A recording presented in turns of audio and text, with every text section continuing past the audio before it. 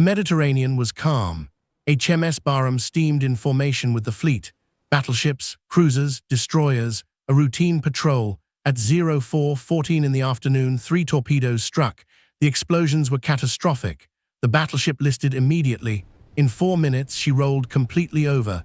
862 men were trapped inside. HMS Barham was a Queen Elizabeth-class battleship, launched in 1914. Built for World War I, she displaced 33,000 tons fully loaded, armed with 8 15-inch guns in 4 twin turrets, 14 6-inch secondary guns, thick armor protecting vital areas, belt armor up to 13 inches. She was designed for the Grand Fleet, for Jutland-era combat, and she fought at Jutland, May 31, 1916. The greatest naval battle of World War I. Barham was hit 5 times by German shells. But she survived, fought on, proved her worth. She served throughout the war, escorted convoys, supported operations, returned home victorious. Between the wars, she was modernized, new fire control, enhanced anti-aircraft armament, improved armor, better engines. By 1939, she was ready for another war, ready to serve again, ready to fight. The ship was named after Admiral Charles Barham, First Sea Lord in the early 1800s, a naval reformer, an administrator. His legacy was this battleship, strong, reliable, proven. In World War II, Barham served in the Mediterranean Fleet. The sea was contested, dangerous. Italian battleships threatened, German U-boats hunted, Axis aircraft bombed constantly. British forces fought to maintain control, to protect convoys, to support operations in North Africa, Greece, Crete. Barham was part of that fight. She bombarded enemy positions, escorted convoys, fought in fleet actions. By November 1941, she had survived 2 years of war. Damage, repairs, action. She was a veteran, experienced, tough. Her crew believed she was lucky, unsinkable. They were wrong. November 24, 1941, the Mediterranean fleet sailed from Alexandria, Egypt. Their mission was to intercept Italian convoys, supply ships heading to North Africa, supplying Rommel's Africa Corps, supplying Italian forces. British intelligence reported convoy movements. The fleet would find them, sink them, disrupt the supply line. Admiral Henry Pridham Whipple commanded the operation. 3 battleships formed the core: HMS Barham, HMS Queen Elizabeth, HMS Valiant, all Queen Elizabeth class, sister ships, supported by cruisers and destroyers, a powerful force, more than sufficient to destroy any Italian convoy, any Italian escort. The fleet steamed east toward Libya, searching, hunting. Aircraft provided reconnaissance, reporting enemy positions, guiding the fleet. Standard procedure, standard operations. The crew was confident. They had done this before, many times, successfully. On Barham, routine continued. Watches were set. Meals served, maintenance performed.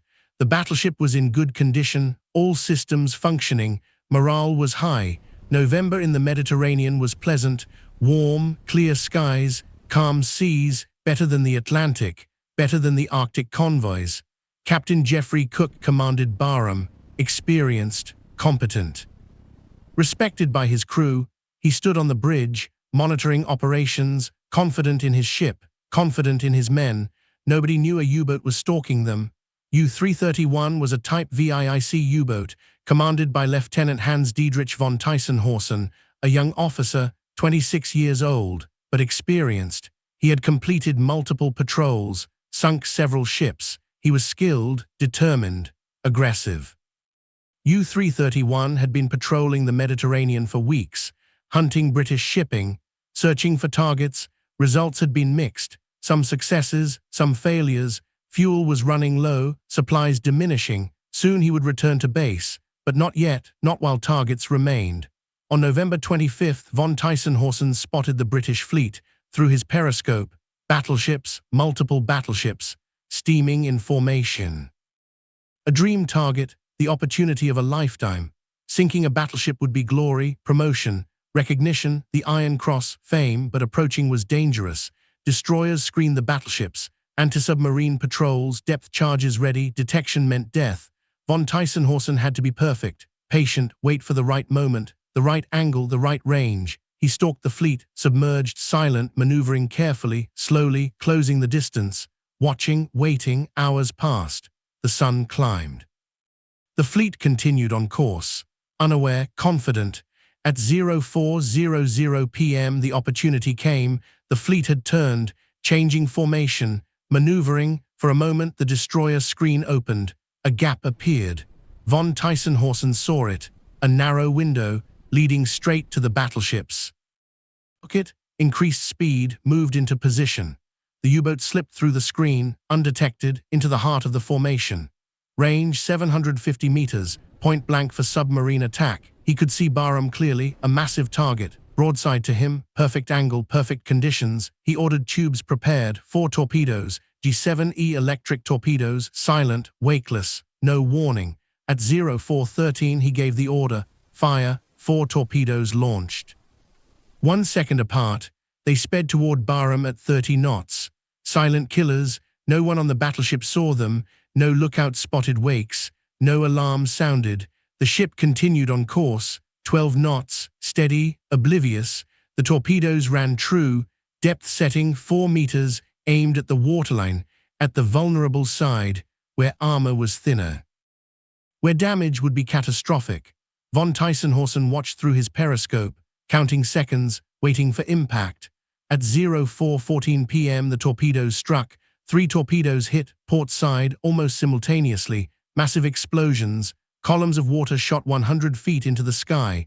The battleship shuddered, heeled to starboard from the impact, then rolled back, settling lower in the water. The explosions were catastrophic.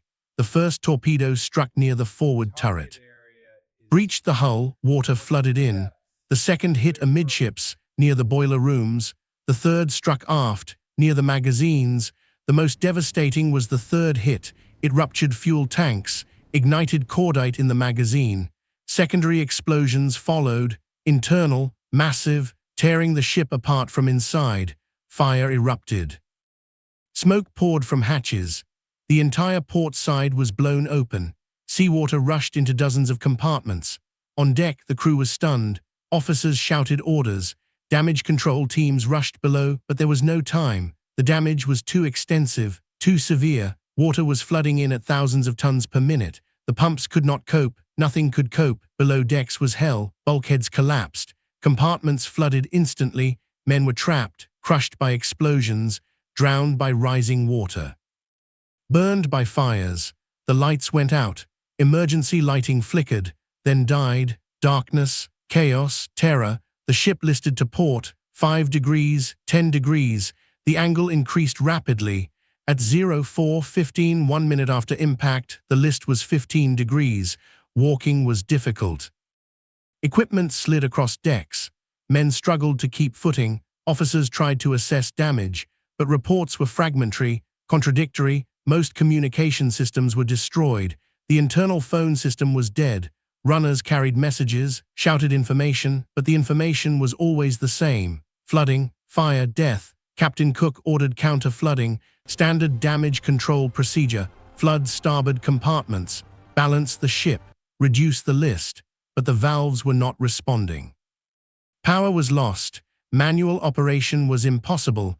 The flooding could not be controlled. The list increased, 20 degrees, 25 degrees. The port side was submerged.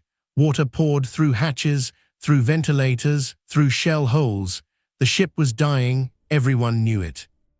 But British sailors did not panic. They did their duty, helped wounded shipmates, opened hatches, freed trapped men when possible. At 04:16 the order came, abandon ship, get off. Now Captain Cook gave the order himself, shouting, making sure everyone heard, every man for himself. The crew responded, discipline held, no stampede, no panic, just British sailors following orders, moving toward the high side, toward safety. But there were only 2 minutes left. At 04:17 the list reached 45 degrees. The ship was on her side. The port rail was underwater.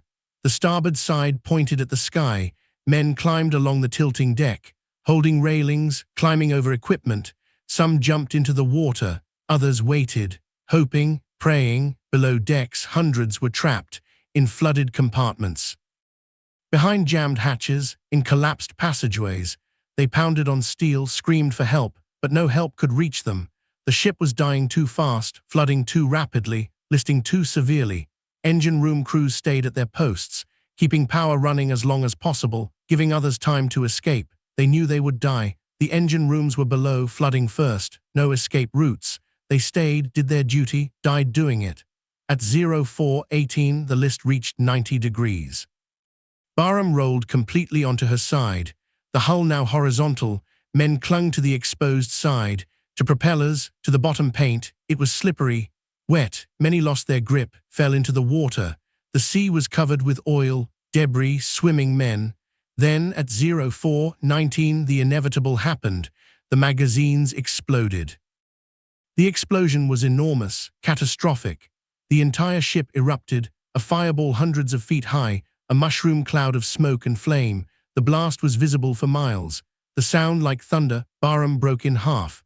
The forward section disintegrated, simply ceased to exist, vaporized. The aft section lifted clear of the water, propellers spinning in air. Then it fell back, crashing into the sea. Men on the hull were thrown into the water, blown away by the blast wave. Some survived, stunned. Deafened, burns, but alive. Others disappeared, vaporized, or pulled under by the sinking ship. The ship sank stern first, the aft section vertical, pointing at the sky, then sliding backward into the depths. The water closed over it. A massive whirlpool formed, pulling debris, pulling men. Pulling everything down. 4 minutes. From torpedo impact to final explosion. 4 minutes from powerful battleship to scattered wreckage. 04:14 to 04:18. 4 minutes that killed 862 men. The ocean where Barham had been was empty, just burning oil, floating debris, swimming survivors. The battleship was gone, vanished, as if she had never existed. The destroyers and cruisers moved in immediately. Boats were launched. Sailors pulled survivors from the water. The oil made it difficult, thick, black, choking. Men struggled to breathe, to swim, to survive. HMS Hotspur, HMS Jackal, other destroyers, they worked frantically, pulling men aboard, one by one. The survivors were exhausted, injured, in shock. Some had been underwater, trapped in air pockets, escaping at the last second. Others had jumped clear, avoiding the suction. The rescue operation continued for hours. Boats searched, called out, listened for voices, found men clinging to debris, to life rafts, to anything that floated. Each man rescued was a small victory, but so many were lost, so many never surfaced. Captain Cook survived. He was among the last to leave. He jumped into the water as the ship rolled. A destroyer picked him up. He lived, but he would carry the guilt forever. His ship, his men. His responsibility. Admiral Pridham watched from Queen Elizabeth, helpless, horrified. One of his battleships, gone in minutes, without warning, without chance. Of 1,184 men aboard Barham, only 395 survived. 862 died, nearly 75% casualties. It was one of the worst single-ship losses for the Royal Navy in World War II, worse than Hood in percentage. More men died on Hood, but proportionally Barham was worse. Most died instantly in the explosions. The initial torpedo hits killed hundreds. The final magazine explosion killed hundreds more. Those below decks had no chance. Trapped, drowned, burned, crushed. Death came instantly for most, slowly for others. Among the dead were young sailors, teenagers, boys from across Britain. From across the Commonwealth, Australia, New Zealand, Canada, they had joined the Navy to serve, to fight, to defend freedom. They died in the Mediterranean, far from home, buried at sea. Captain Cook survived but never forgave himself. Officers who escaped felt guilt. Why them, why not others? Survivors' guilt haunted them. Nightmares, memories, the sounds of men screaming, pounding on steel, drowning. The families received telegrams. Missing, presumed killed. No bodies to bury, no grave to visit, just names on memorials, just memories of men who never came home. The British government kept the sinking secret for months. The news was not released immediately. The Admiralty feared the impact on morale. Another battleship lost, after Hood, after Prince of Wales and Repulse.